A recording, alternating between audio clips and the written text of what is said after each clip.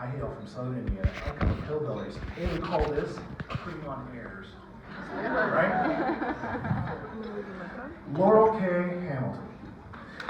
She writes fantasy and romance. She's a New York Times best-selling Anita Blake Vampire Hunter series author with 6 million copies in print. 6 million? No wonder she has security. She's loaded. Anita Blake might consult with the police, but we have the real Laurell Hamilton here today, and I would like you to clap loudly and welcome.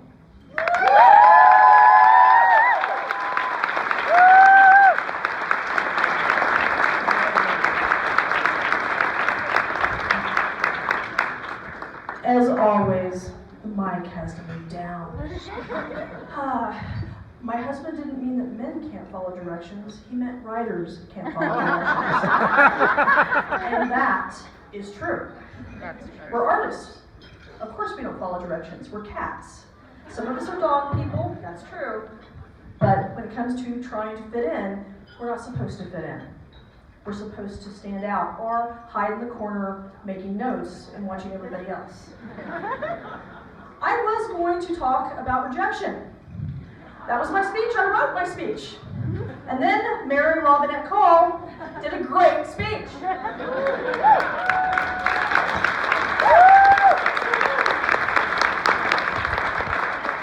So I threw out my speech and had to start over. And so we'll see how that goes, won't we? Rejection is one thing that'll make a writer stop. Because your theme is don't quit. That's the thing. And may I say how welcome and warm and it's been here. I love seeing all these writers be supportive of each other, not competitive. You guys really all want to help each other, and that's the way we're supposed to do. Because if we help each other, the pie gets bigger with everyone's success. That means there's more pie for everyone.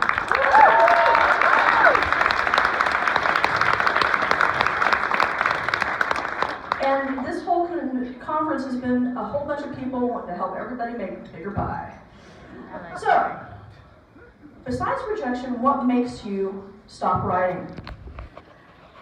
Well, let's start at the very beginning, not finishing anything. Now, that may not be a problem in this room. But why don't we finish things? Well, one of the main reasons is we're trying to write the wrong thing. When I first started out, when I was wee, and I do mean like 12, I tried to be Louisa May Alcott and write Little Women. And I never finished anything because that's just not my gig. And then at 14, I found Robert E. Howard's Pigeons from Hell. It was heroic fantasy, horror, and I'd never read any of it before. And suddenly, not only did I want to be a writer, but this was the kind of writer I wanted to be. I've never changed that. I never aspired to the great literary novel, the great American novel. Nope. I'm genre, and proud of it.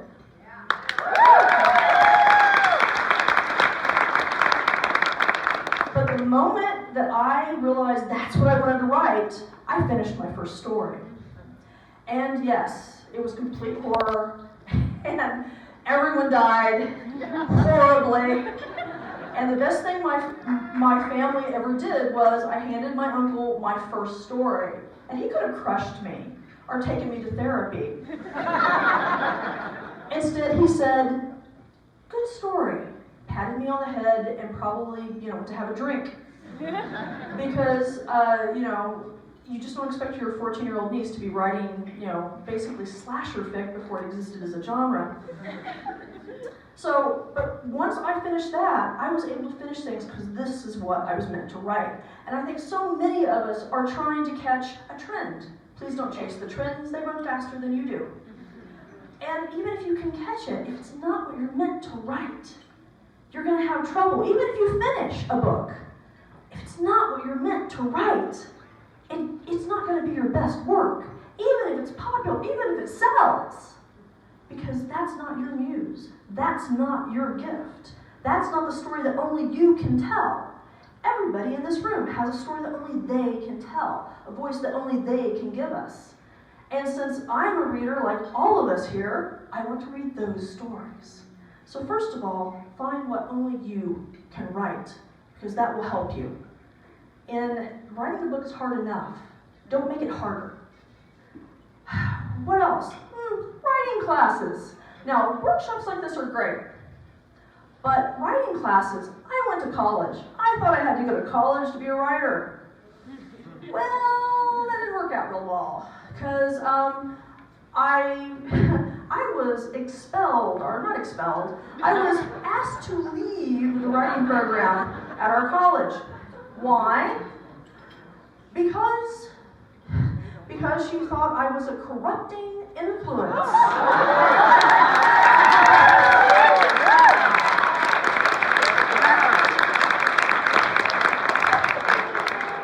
Why did she think that? I wasn't, well, actually, I started to say I wasn't writing sex scenes then, that's not true.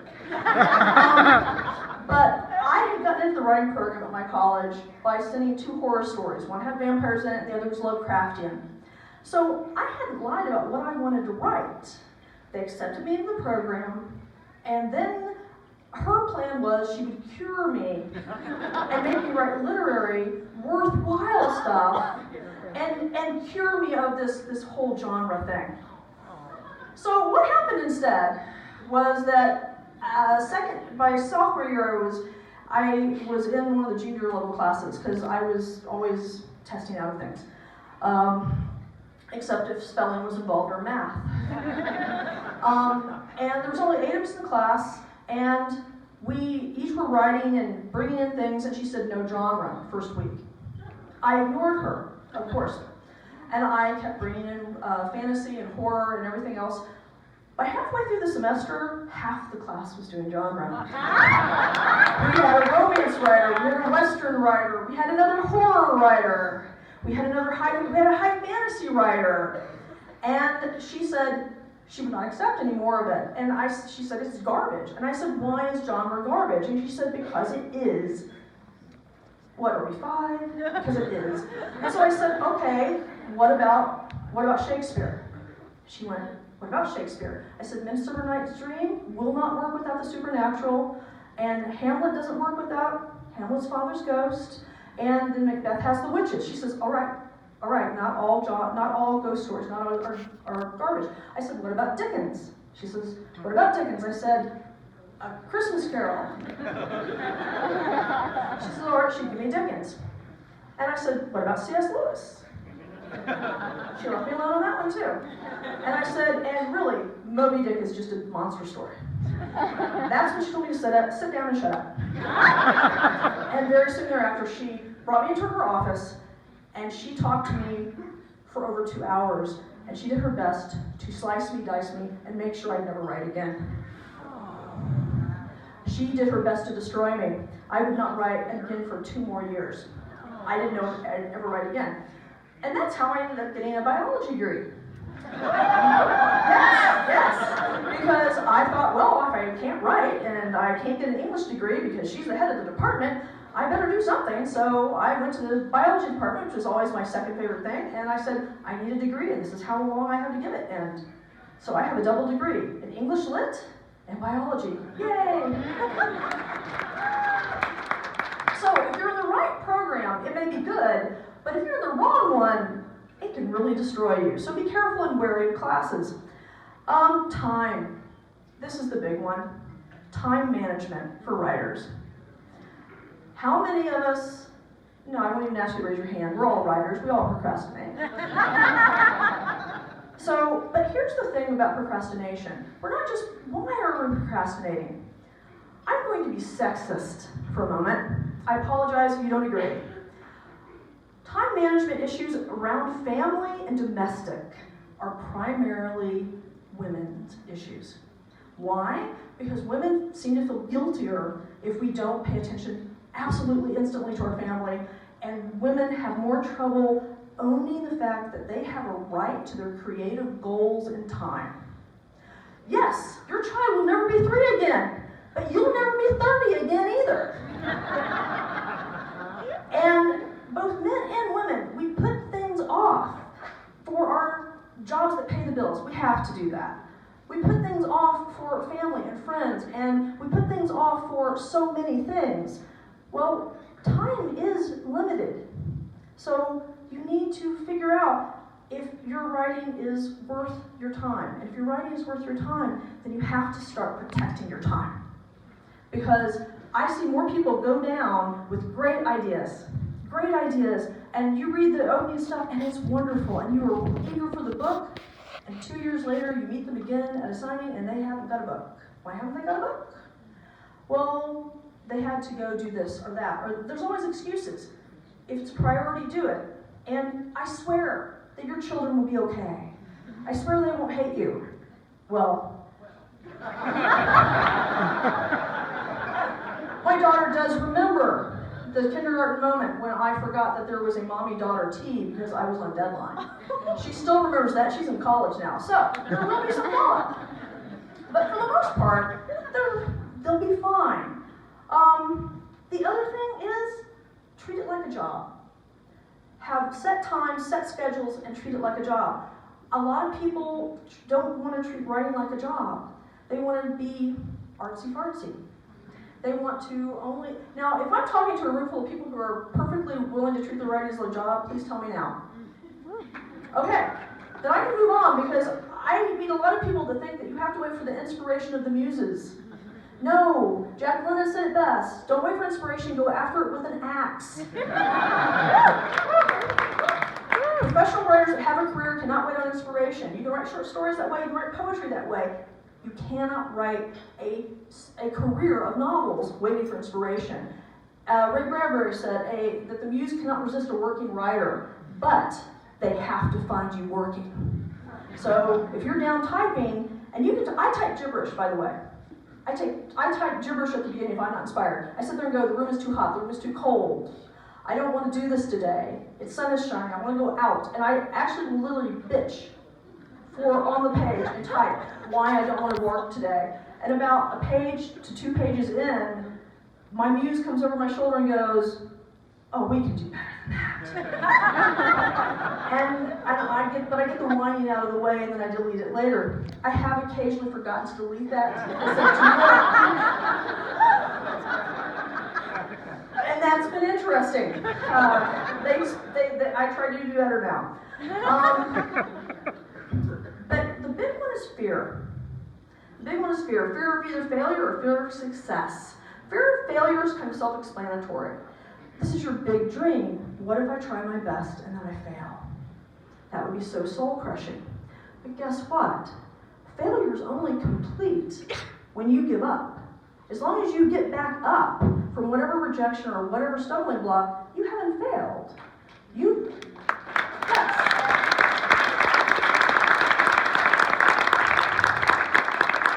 Failure is only complete when you decide to give up. Until that moment, there is no such thing as failure. So, fear of failure, fear of success. Now, I didn't think I understood fear of success, because why would you fear success? That seems counterintuitive to me. And then a funny thing happened a few years ago. Oh, therapy is a many-splintered thing. I realized that I was afraid of success beyond a certain level. I was, at that time, a #1 New York Times bestselling author. I had achieved every goal and dream I'd ever set for myself, and I'd actually exceeded it. My original goal was only to have enough to support my daughter and myself, to support my family. That was it. So I had totally run over my goals, and part of the problem was just that. I was very goal-oriented, but I'd achieved everything I wanted, and more. So I didn't make new goals. That was part of it. Always keep making goals. And the other thing that I realized, oh, and by the way, this has pockets. The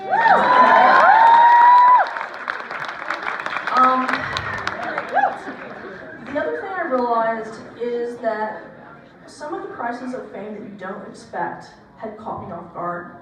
And I wasn't sure if I wanted to go to the next level. You know, we had a TV deal. It didn't work because TV deals in Hollywood's just an odd place. Pitch meetings in Hollywood puzzle me and everything. But, you know, you sign a contract, you think it's going to work, and it doesn't. That's usually the case. You sign a lot more contracts than you make shows. But I didn't pursue it after that. Why? I've been debating on how much to share. So, once upon a time, just after 9/11, my husband, then my fiance, went out on tour for Narcissus in Chains. And it was 26 cities in 28 days, just after 9/11. So, it will live in infamy. And one of the interesting things that happened is that somewhere in, I think it was San Francisco, we had a media escort. We didn't have security back then with us. And we found out I was number 5 in the New York Times list for the first time. I cracked the top 5 for the first time. I was over the moon. We used up the battery of my phone, my husband's phone, our escort's phone, calling family and friends, and my writers group, going, ah, you know. And then we went to the event, and I went to the ladies' room, and I was physically accosted by a fan who did not like the way the book had gone. And came out to do the event, and the audience was not happy with us. Some of them were, but some of them were not. Why were they not happy? You would have, okay, I'm going to do spoilers for my own series, I'm sorry, you know, so if you haven't read it, I'm sorry. You would have thought that I personally had rejected their favorite brother when he broke up with her in my books. I am trying to avoid spoilers. And they literally came at me like that. They would come up, they would get their book signed and say awful things. And they were also upset that I had divorced without asking them. I know, does that sound weird? But that seemed to be the feeling, that I had not put up on public media that I was getting divorced and I was dating again. And lo and behold, to them, I showed up, happily married to my college sweetheart, and then with a younger man. How dare I? And the whole tour was like this. I didn't get physically jumped again, but we had the most horrible questions, and they were horrible. It took me 10 years and some therapy to figure out that part of the problem was that just after 9/11, everybody in this country needed surety. They needed surety, and my series was part of their comfort object, and I had changed my series with Narcissus in Chains.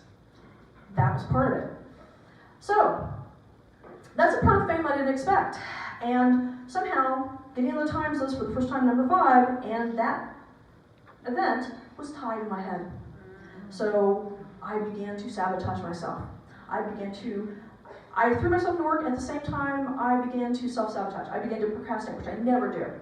And I worked through it, I'd get better, and then I would fall back into it again. And I finally realized I was afraid. I was afraid to get more popular. I was afraid to keep going. I kept hitting the list. And I was happy, but never as happy as the first time before it happened.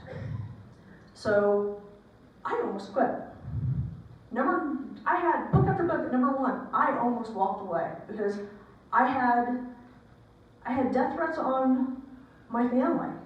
I had death threats on me. I had them threatening my daughter, who was like 8 at the time. We had to have the police involved. It was ugly. And why? I swear you, if you read over the transcript from some of the people that had started the whole ball rolling, you would think that what they really wanted to kill me for was my use of semicolons. I mean, we joke about the grammar Nazis. This was ridiculous. And so I literally, it's called a creative injury. A creative injury, it's when your muse gets injured by something so that you have trouble writing. And I went through it, and I fought it for a number of years. And then I realized something, that you can't let fear stop you. You can't let fear stop you, you can't let fear of success or failure or anything else. Because if you give in to fear, then you fail. And you can't fail.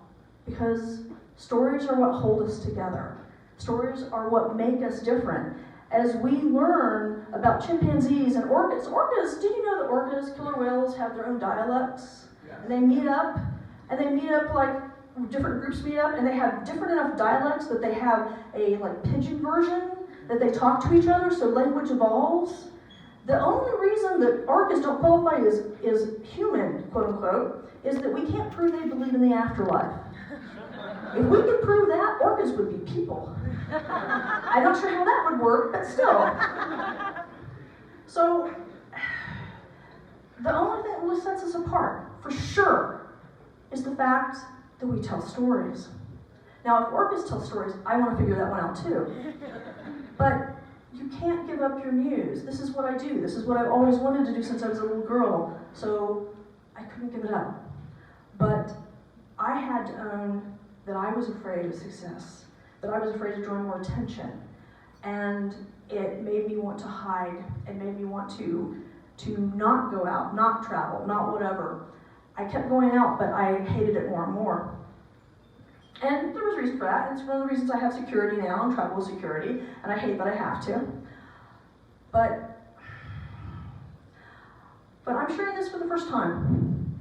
I've never said this publicly because the authorities, the powers that be, said that it might elicit more, that people might want to hurt me more if they thought they would get them attention. Well, first of all, just in case, I think everyone here is sane, but just in case, the attention you will receive will not be the attention you want. Thanks to these crazy people, I have a concealed carry permit. Thanks to these crazy people, I've taken more martial arts. Thanks to these crazy people, I have gone out and done things and learned things that I wouldn't have otherwise. So even for the bad experiences, we make better. And as writers, everything that happens to us helps us grow. And I had to really know if I was going to walk the walk. Because when I write Anita fears nothing. And when I write Mary, she's pretty damn fearless too. And I had to say, was this really me? Or was I just lying on paper? No, I was not lying. Sorry. And what I'm telling you is, don't let any fear, no matter what it is, don't let anybody beat you. Don't let anybody defeat you. Don't let me talk you out of your stories. To remind myself of this, I had it carved into my hand, my arm. Just write your stories. Just write your stories. The stories that only you can tell. The stories that no one else can tell. Because within each of you is a world that no one else can do. Characters, voices, events, and magic. All of you. Each individual of you. And nobody gets to take that. Nobody.